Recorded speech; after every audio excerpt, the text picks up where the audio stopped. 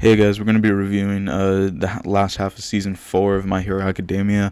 So this one, the kind of three arcs, like really just two arcs that we're going to be talking about in the Rise of Villains saga is the Remedial Course arc, UA School Festival arc, and then the first two episodes of the Pro Hero arc, that last one I'm pretty interested in, because but we'll talk about that later.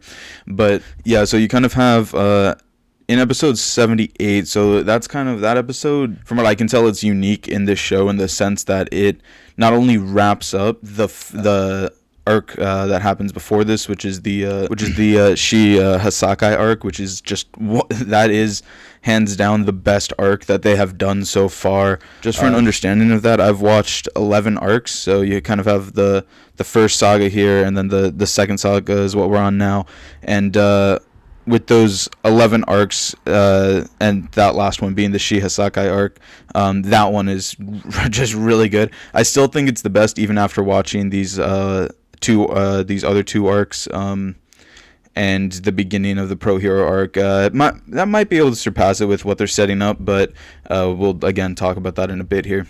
But one thing I do want to say that I haven't really talked about in the last few kind of episodes that I've been doing is that the music. I want to give big props to the people that did the music for season 4, and just the opening themes and the ending themes, and kind of the animations that go along with that music, because for the Hasakai arc in the first half of the season here, that opening theme and ending theme was incredible. Like I loved kind of watching that. That's actually one I normally skip through that in like the past seasons and everything, but I actually sat through many of them as they go through, because it was so cool to listen to the music, and at least in the beginning one you could like read the words along with it. It was subbed, and just like seeing all the different animations with Deku and Ares kind of falling at the end and him trying to catch her.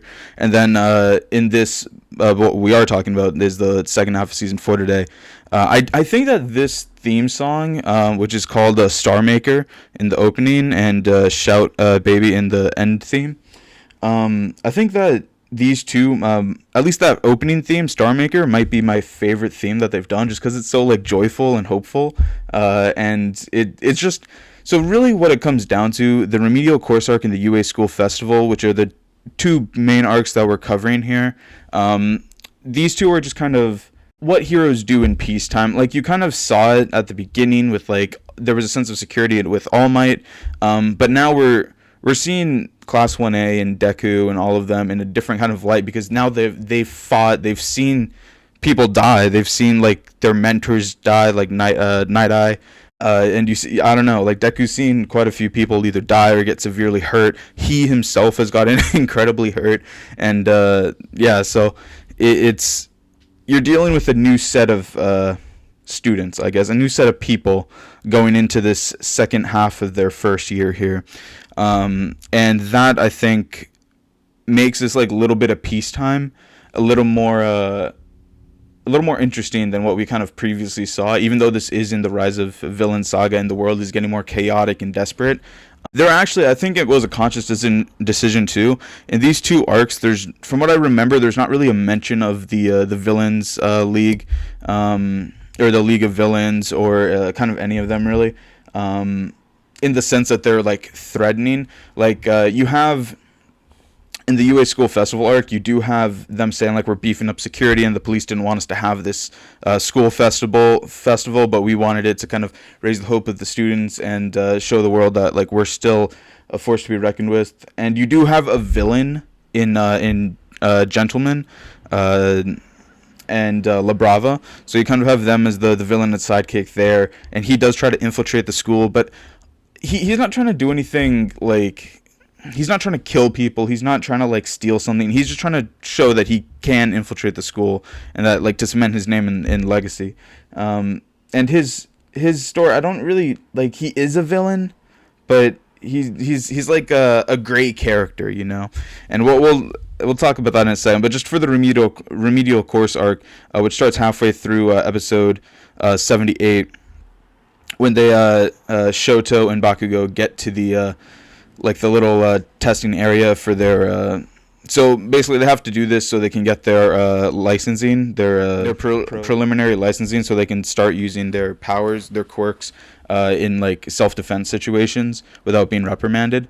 And so this one I thought was somewhat of a throwaway of a few episodes, but when you look at it took me a little bit to like understand what they were doing here, because when you do look at the They establish a couple very important things that I think will play out in the next few arcs here, even in the end game of this whole show, which is way down the line. It seems like we have Shoto and Bakugo with Yoroshia, who's the wind guy, and then you also have Kami, who shows up, who's the person that crazy girl in the League of Villains like impersonated.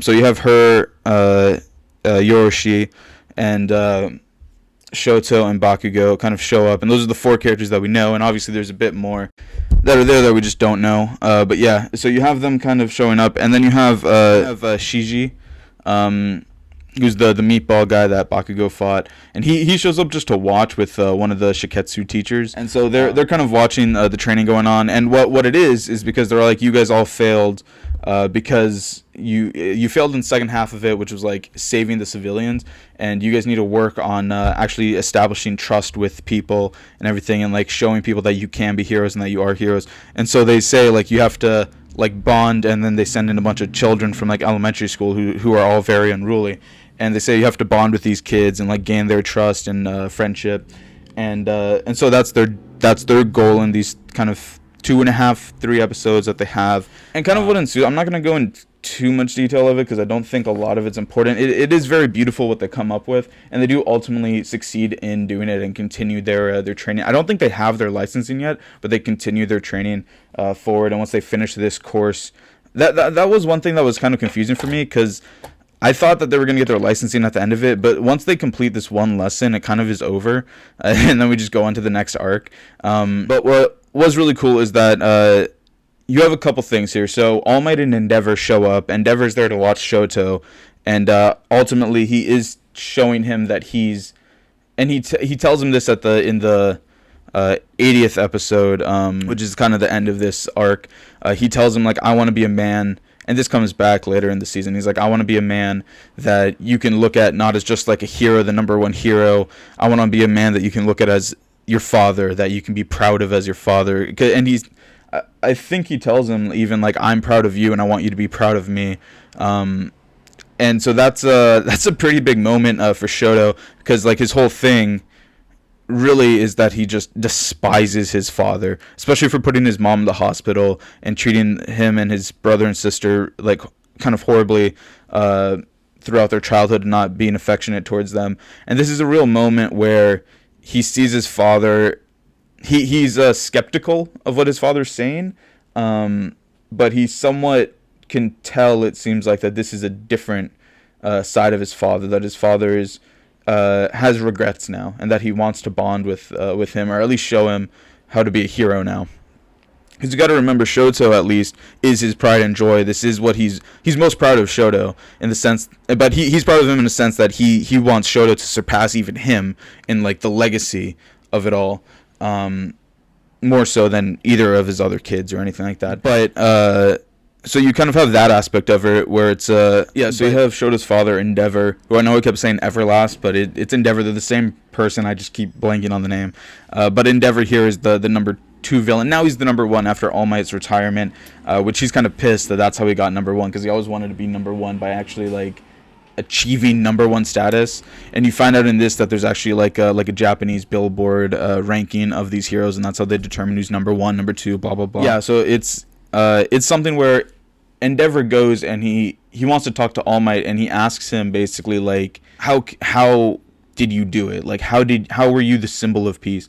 And All Might straight out tells him, it's like, I chose to be the symbol of peace. You didn't choose to be a symbol. You didn't choose to be number 1. Like it was kind of thrust upon you, and he tells him quite frankly, like, if you don't want to be a symbol, I don't think you should be a symbol. I think you need to define what being number 1 means to you, and what you can do for the people and the citizenry to endear themselves to you. and show them that you're there to protect them no matter what. And I think that's very powerful, and it really shows that really what's going on between these two is all kind of Endeavor wanting to surpass All Might. And now that he has, in a sense, like he's not as hostile towards All Might now that he knows his true form, and like knows that he's not ahead of him anymore per se. And All Might, it seems like there was never any ill will towards Endeavor from All Might's side, and now you kind of see that where All Might is telling him, just being frank with him and wanting him to succeed and wanting him to do well. It's really, when you think about it, it's like a peaceful transfer of power almost, where you're like, okay, like I'm no longer the top, I'm no longer in charge, so now it's your turn. Now it's your turn to go and be successful. But yeah, so that it was kind of cool to see. And last thing I do want to talk about in this arc was Shiji, which is one of the Shiketsu second year students. He does tell us, and it's just a blip, because they say there's a scene where they ask how the elementary school students that they're like trying to befriend, how are they so powerful with their quirks and everything. It's like untamed quirks, and like how are they so powerful with them. And Shiji tells us that there's a theory called the Quirk Singularity Doomsday theory, which is pretty freaky, because essentially what this theory implies is that each successive generation, not only are there more people born with quirks because of the genetic makeup of the population, but you also have stronger quirks being developed through the generations, and because you have more people with like very powerful quirks, kind of essentially having children with each other, falling in love or whatever, and like, or having the quirk marriages that they talk about, and you kind of get stronger and stronger quirks as you go on, and because they're kids having these quirks and they're untamed, ultimately one day you might have a baby that's born with a quirk that can end the world, and they have no idea how to control it, and the world's destroyed. So that's kind of what this Quirk Singularity Doomsday theory is explaining, and it sounds like the end game of the show, like the very end game of the show. And this show, from what I can tell, they're still, okay, you gotta understand, this show's on 5 seasons now. I haven't watched any of the 5th season. It's still, as we're talking, I think there's 1 episode left to be released, or at least as I'm recording this. From what I can tell, though, that's going to take place in this first year that they are in Class 1. So that means so far we have 5 seasons. I'll just speak for the 4 that I've already watched. We have 4 seasons that we've watched and that I'm reviewing right now they're still in year 1 of UA school. And there's 3 years total. And so if that's correct, and I assume the 5th season's also going to be in year 1 as well. And so if that is correct, then you have kind of, or at least maybe the first half of it, you might have like 15 seasons of the show or so, where they, if this is how they're structuring, if there's not like a big time jump or anything like that, which there very well could be, a decent sized time jump, I kind of hope that they keep going. I don't know how they're going to do 15 seasons of it, but from what I've heard and from what I've read online, there's a lot of lore behind the show, and obviously with how well the world is already developed, and the world building that they have done, and there's a lot of content left to be developed in the further kind of, because this is based on a manga, I think. It's not just like some standalone thing. And so, yeah, so this Quirk Singularity Doomsday theory sounds like the end game of that, depending, and hopefully we see a lot more seasons. We'll see though, I guess. But yeah, so that kind of wraps up that Remedial course arc, and then on to the UA School Festival. This one was cool because it really is, I didn't think that we would get to see Lemillion, and I'm still going to call him by his hero name. I think he's still a hero. But yeah, so with Lemillion, he obviously doesn't have his powers anymore. He's hoping to regain his powers, because he was at one time considered to be, like, even Eraserhead says he's even like, he could be the next number 1 hero.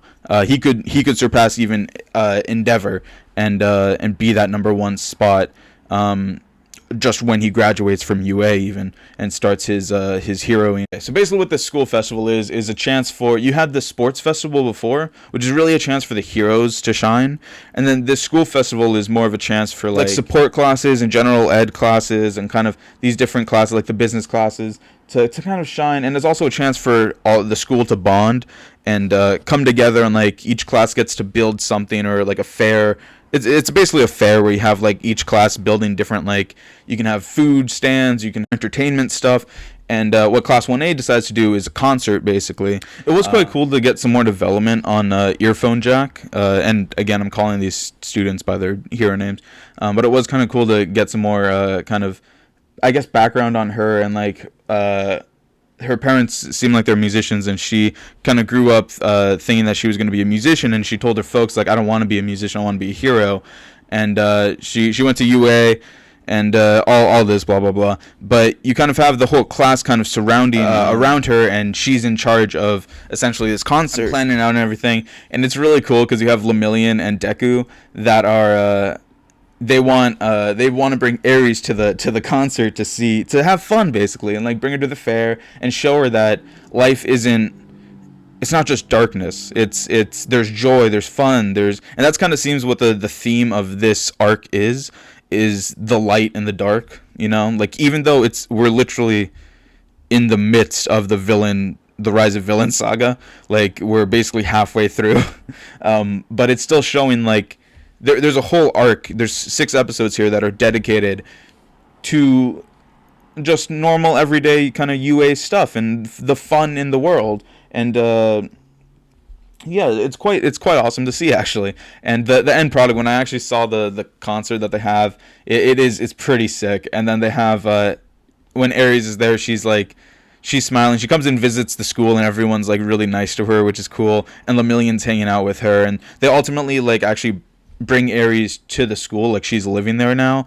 And I think Lemillion is still I think he's dorming there as well, but Ares is living in the staff quarters right now, and they're gonna help her like hone her power, because it is a pretty cool power. And then if she can hone it enough, obviously Lemillion will get his traits back. The only thing I'm thinking is, like, since Lemillion was in his last year, does this mean, like, since he's missing out on so much of the school, does this mean that he has to like stay back like a semester or a year or something like that? Because I hope it doesn't, because that would kind of suck. Like, I understand if it did, but I really hope it doesn't. I would really hope that once he gets his powers back, if his friends are graduated, if everyone's graduated, he can just graduate. But yeah, you have the UA School Festival arc, and that was pretty sick. And it's essentially, and Bakugo, I like this as well because you kind of see the turn of Bakugo, where Bakugo is more like, he's showing his kind side now. He's showing, like, he's still like the same old Bakugo, but there's more of a communal vibe to him, where he's made up with Deku now, and he's telling him, like, you have to be better, you have to be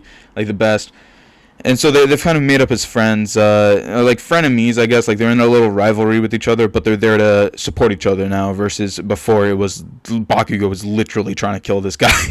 So yeah, but yeah, you kind of have them all together putting on the show, and Bakugo, the drummer, and kind of being he tells them even, like, why do we want to please these guys? Why do we, because he tells them it's really stupid what you guys are talking about, because you're saying that we need to do this to like lighten people's spirits and make people have fun, but they hate us. Like, everyone at the school hates us because of us getting in so much trouble.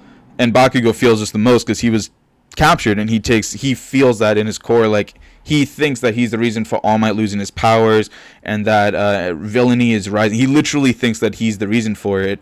And in his mind, he really is, because now that All Might's not around, so many people are getting killed, and there's crime is through the roof. You have the hero in disarray. You have all the heroes in disarray. But yeah, so he feels that it's weighing on him, and he also feels like he is personally responsible for making everyone move into the dorms and leave their families and everything. And so that really weighs on him, and you can tell he doesn't show it, but you can tell it's seated in him, which is pretty deep of the show to go. And it's not even, he doesn't say it, it's so subtle, but that's what you can kind of tell with kind of how they're building the character. But yeah, so it was cool to kind of see Bakugo take that role as well, alongside like Earphone Jack, and like kind of help lead his class, and like be at the forefront of explaining why they're doing it. But yeah, so that was a cool arc in general. This is just the first 2 episodes, the Pro Hero arc, and essentially in these first 2 episodes, it's kind of, you're introduced. So this is where the first episode is the Japanese billboard, where they're the hero billboard, where they're talking about like who's first, second, third, and you get to see Hawks, who's someone that Tokiyami interned, or he did the work study with, and And so you get to see Hawks, who I've been interested in as a character because and you get to see kind of his, I don't know really how to put this. His personality is very extra. Like I don't know. Like he's very like confident in himself. I think they said he's like 23 or 22 or something like that. So he's pretty young as a hero, but he's the second hero. He was the third when All Might was around. Now he's the second. And so yeah, you kind of have him there, and he says at the little thing, like, basically says something along the lines of like Stain was right, and like we need to redefine ourselves as heroes and like show people that we are for the good of the people.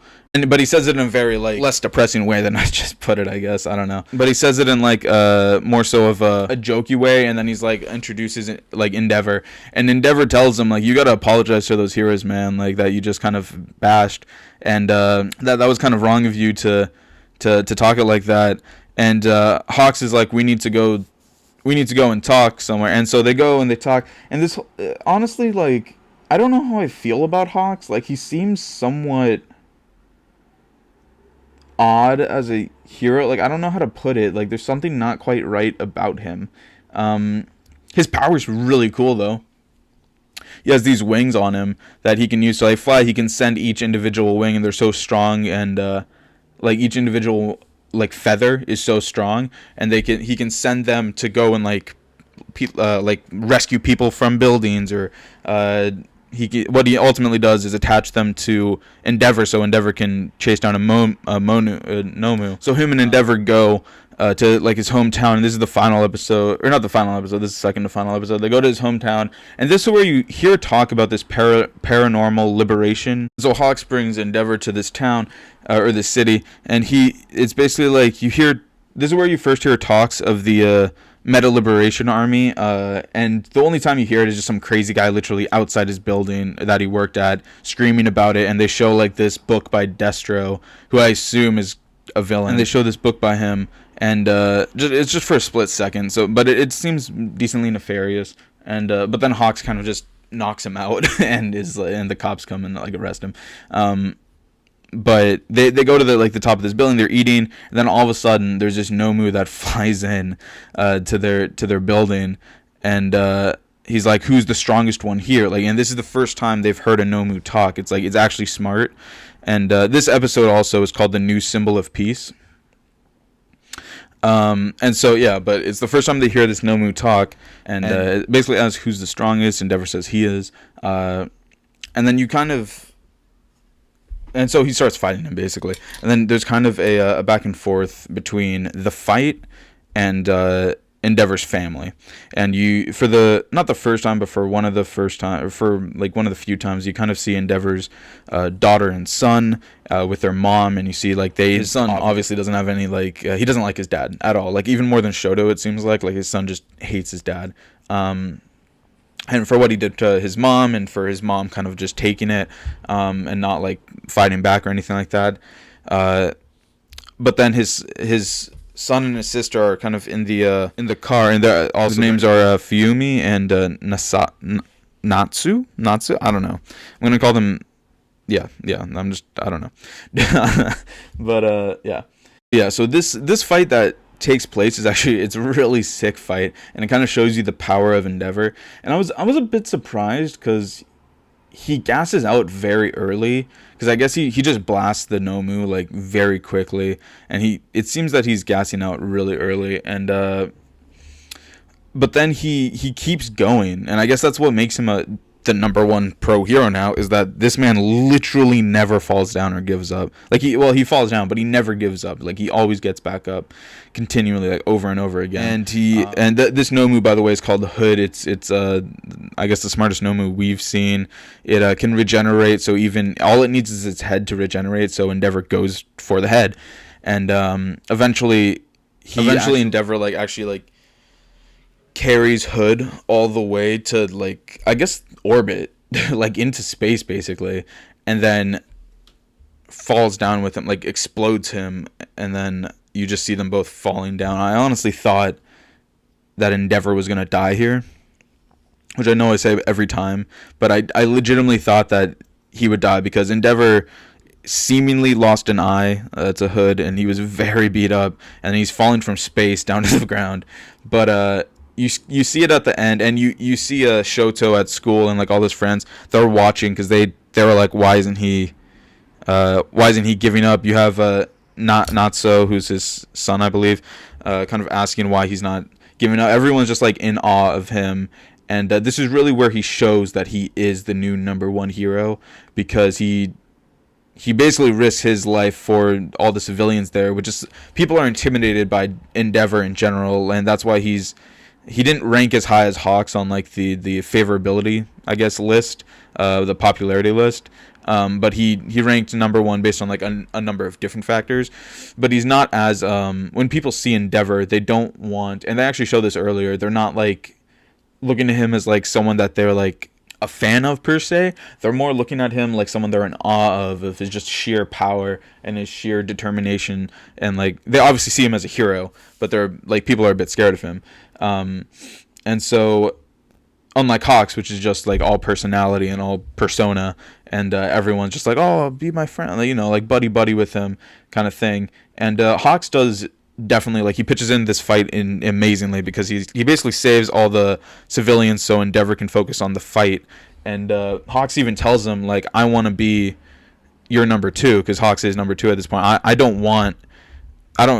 basically like, I don't care about glory, I don't care about like any of that. I just want to be able to kind of chill out as a hero. And that's what he says he wants for the hero community, is that they literally have to do nothing. Like, they just have to go around, maybe do patrols, but then kind of just chill for the rest of their day. And that's ideally what he wants. He doesn't want to go on all these like high-end raids. He doesn't want all this crime, nothing like that. And so he basically tells Endeavor that, because when Endeavor basically questions him about like why he's talking with him, why he was so nonchalant at the Japanese billboard thing and like saying all that stuff, and he's like, I just want everyone to just get along, basically, which I don't know, he seems a bit sketch, but at the same time, this is the first time we've interacted with him as an audience. Yeah, he seems friendly enough, but he seems somewhat sketch, just in how he's kind of talking. But this could be just normal for him. Anyway, this fight of Endeavor's, it's really, I guess, the first time you see him fully fight and like for people, like for citizenry, and also for his life, because he could very well die here. And then the Nomu hood does seem to best him at a couple times, but once he figures out his trick, and he's kind of like, I guess, Bakugo, where he's just very rageful, but Endeavor's very strategic, I guess, like Bakugo as well, where Bakugo is kind of developing his strategy a bit more. But once Endeavor figures out the weakness of Hood, it's basically an easy fight. It's just a matter of expelling his energy enough to actually catch him and destroy him. Like, but yeah, at that point, once he figures out how to defeat him, it's kind of game over for Hood. And you see at the very end, I believe this is where they actually like end the episode on, around this, when Shoto's watching everything. Endeavor's like crashed to the ground, and when the dust clears and everything, he's still standing up, and he raises his fist, basically. And it's a reflection of All Might, and he's saying, he basically, and the episode he's doing this in is called His Start.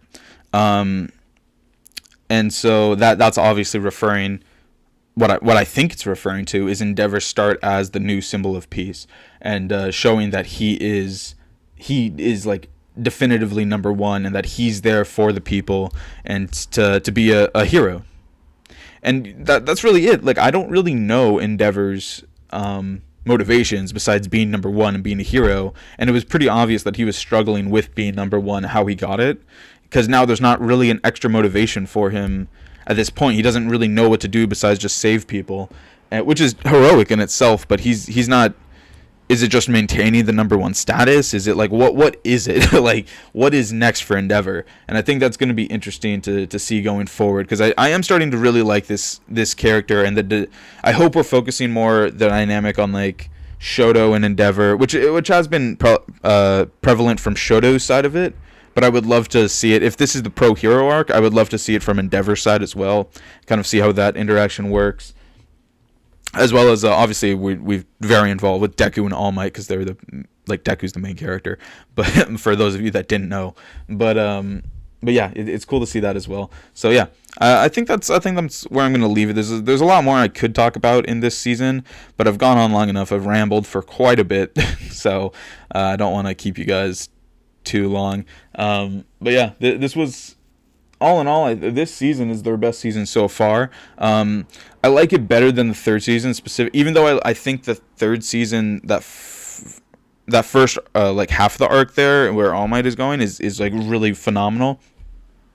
This fourth season just kind of blows that out of the water. The first half, the Hisakai arc, where is the best arc that they've done so far. It has some of the best episodes ever in it. Infinite 100% is an incredible episode. You have Bright Future, which is also just so, like, it's so sad, but it's so, like, I don't know. It's a really beautiful episode, and it's just it's so sad with Night Eye's kind of death. You have Lemillion, which is a great episode. Unforeseen Hope. All these ones that are just keystone episodes, and just they're amazing going forward. You also have the fight. I guess I should quickly talk about the fight between Deku and Gentle Criminal, where he essentially, and this is the UA School Festival arc, where Gentle Criminal is basically just like some YouTuber that does crime, I guess is the best way to put it, and he wants to like cement his name. You find out that he wanted to be like a hero, but then he tried to save someone with his power, and it ended up actually killing someone or like severely injuring someone else, and so he got kicked out of his hero schooling. He didn't have great grades anyway, but he got kicked out of hero school. He was like a part-timer, and he kind of just washed out, and he realized that no one knew his name, and so that's kind of his motivation, just for people to know him. And La Brava is a really weird character. Like, yeah, it's kind of creepy. I wasn't a big fan of these two until probably the episode Deku versus Gentle Criminal, which they like. You get more into his backstory of why he's doing it. I'm like, okay, he's not really, I guess, like, he is a villain, obviously, but he's not really out for blood, if you know what I mean. Like, he's not like the League of Villains who's looking to, like, reshape the world. Like, you know, he's just there to, like, cement his name, and he wanted to be a hero, and he still sounds like he wants to be a hero, but that path isn't there for him anymore to be a pro hero, so he became a vigilante, a villain. And so, yeah, you kind of have him doing that there. And this fight is pretty good. It was odd though, because Deku like seemingly was losing the fight so many times. Like, it should have honestly at that point for Deku been an easy fight. You do get to see Deku's new ability in work though, where he basically has medium long range attacks now with he can control wind currents, which is pretty cool because that's obviously going to be very helpful to do that, because now he doesn't have to get like super close to people. He can just attack them from like a medium range.